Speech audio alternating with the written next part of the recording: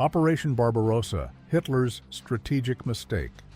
June 22, 1941, 4 o'clock in the morning. German aircraft crossed the border into the Soviet Union. No declaration of war, no warning. The largest military operation in human history begins. Its code name, Operation Barbarossa. What was meant to be a lightning-fast blitzkrieg would soon turn into a strategic disaster. Hitler was convinced the USSR would collapse in a matter of weeks. He famously said, "Just kick in the door and the whole rotten structure will come crashing down." He saw Stalin as weak and the Red Army as nothing more than a disorganized mass. The plan was clear. 3 army groups, North, Center, and South, would crush the Soviet forces near the western frontier, then push forward to Leningrad, Moscow, and Kiev. The goal? To strangle the Soviet Union in one swift strike, destroy the state before it could fight back. But that's where the first major miscalculation began. Hitler underestimated 2 things, distance and time. The Soviet Union was vast, far larger than even Germany's top generals expected, and the roads not just long, but often impassable. Dust in the summer, mud in the fall, ice in the winter, all of it deadly for wheels, engines, and tracks. Think about it.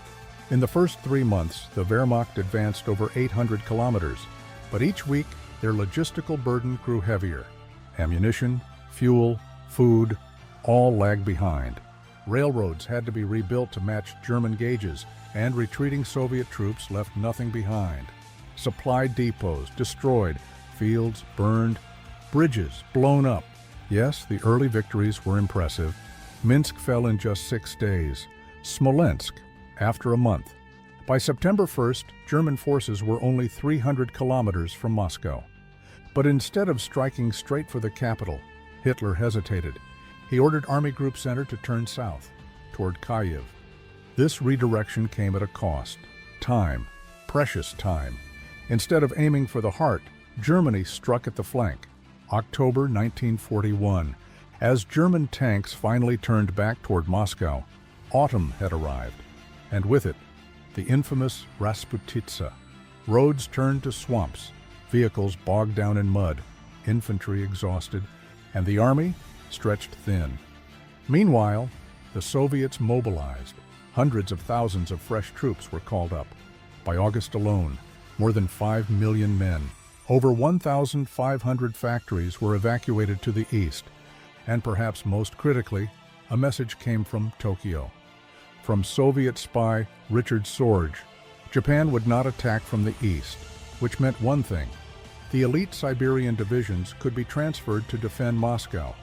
All of this was the result of one mistake, a mistake Hitler refused to see. He believed victory was already his, but the vastness, the weather, and the enemy's will to resist would cost the Third Reich everything. November 1941. Temperatures dropped below freezing. The first frosts hit the German army hard. Tank engines freeze, fuel lines crack open, and infantry. They still wear summer uniforms. Victory was supposed to come in October. Even their weapons began to fail. The MG-34, rifles, machine guns. Grease turned to glue in the cold. Triggers froze. German engineering had never been tested like this. Operation Barbarossa was turning into a fight for survival. Outside Moscow, German troops now met fierce resistance. Fresh Siberian divisions arrived, well-trained, fully equipped. They were winter soldiers, clad in heavy coats and fur hats. Moving swiftly on skis, they struck fast and hard. A counteroffensive began near Klin, Istra, Krasnaya Polyana, and for the first time, the Germans were pushed back. Hitler refused to believe what was happening. He ordered no retreat, not one step back. This was the beginning of Wehrmacht's winter hell. Soldiers huddled around burning barrels. Boots froze to feet. Trenches turned to ice. Frostbite killed more men than Soviet bullets, and supplies were collapsing. This wasn't just a setback. It was the first tactical fracture of the German army, a psychological one. The myth of invincibility shattered. So what went wrong?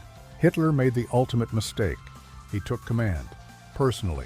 He stopped trusting his generals. He placed ideology above logistics. He gave orders to attack when defense was needed. He refused to mobilize Germany's economy, and he believed the war would be short. By December, the front was collapsing. The Red Army counterattacked. Moscow held. The German advance stalled. Commanders like Guderian, Bock, and Brauchitsch begged to pull back. Hitler said no. He fired them all and assumed direct control. This was the start of his military isolation. Historians would later say Barbarossa was not lost in December. It was lost that summer, when Hitler turned from Moscow to Kyiv, when he ignored his generals, when he underestimated the Soviet people and the Russian land. The Soviet Union wasn't weak. It was vast, relentless, and willing to suffer. By spring 1942, everything had changed. Germany was stuck in a war it was never prepared for. Operation Barbarossa wasn't just a mistake. It was an overestimation of self and a complete misunderstanding of the power of a foreign land. Sometimes strategy isn't enough. When will is stronger than steel, when frost is deadlier than fire, when technology falls to resolve. Hitler planned to destroy the USSR in 6 weeks. 4 years later, the USSR took Berlin.